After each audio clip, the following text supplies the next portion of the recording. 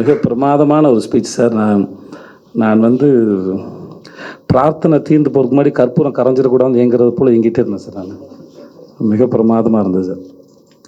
ஒருத்தர் படிக்கும்போது பட்ஜெட்டை சொல்கிறாரு, மல்யுத்த வீராங்கனையை மேற்கோள் காட்டி பேசுகிறாரு, சமகாலத்தோடு பேசுகிறாரு, முன்னாடி போகிறாரு நந்தலாலா சார்.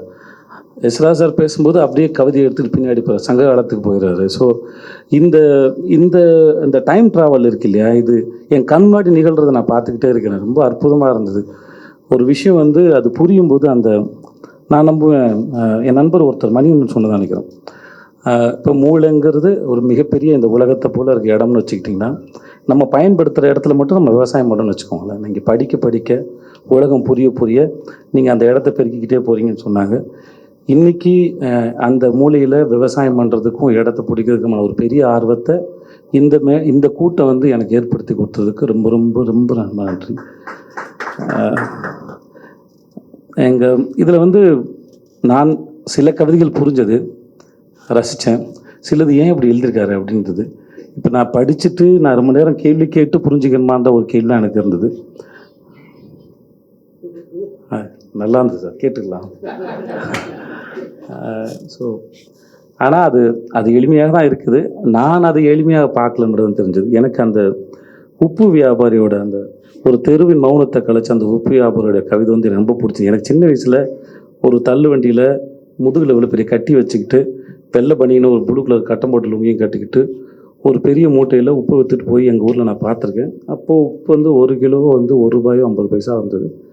எனக்கு அந்த சின்ன வயசில் ஒரு கேள்வி இருந்தது, இவ்வளோ பெரிய மூட்டை விற்றாலும் அவருக்கு ஒரு 15-20 ரூபா கூட தேராது, இதை வியாபாரம் பண்ணிகிட்டு இருக்காரு அப்படின்னு நான் அன்றைக்கி யோசிச்சிருக்கேன்.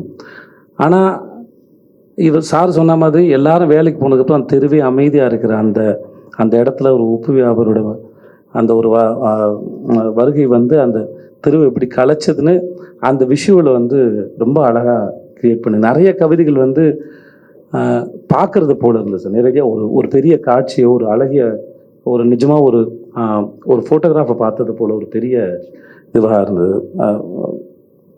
ஒரு பெரிய தூண்டுற விதமாக இருந்தது சார். ஞாபகங்களை கூட்டு போகிற மாதிரி இருந்தது. முக்கியமாக எளிய மனிதர்களை பற்றி பேசும்போது எஸ்ரா சார் சொன்னார், நீங்கள் சொன்னது தெரியல, அது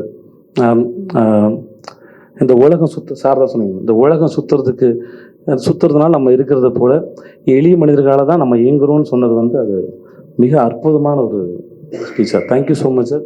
இங்கே வந்தது நான் ரொம்ப சந்தோஷப்படுறேன். ரொம்ப நன்றி. வந்திருந்த அனைவருக்கும் நன்றி சார். நீங்கள் வந்து பேசுகிறீங்க சார், நான் அப்படி வாங்க சார். இப்பொழுது இயக்குனர் கவிஞர் திரு சீனிவாசசாமி அவர்கள் வந்து தன்னுடைய வாழ்வின் அனுபவத்தை அவர் கவிதையாக்கின அனுபவத்தை நம்ம இன்றைக்கி பகிர்ந்துப்பார். வருக வருக சார்.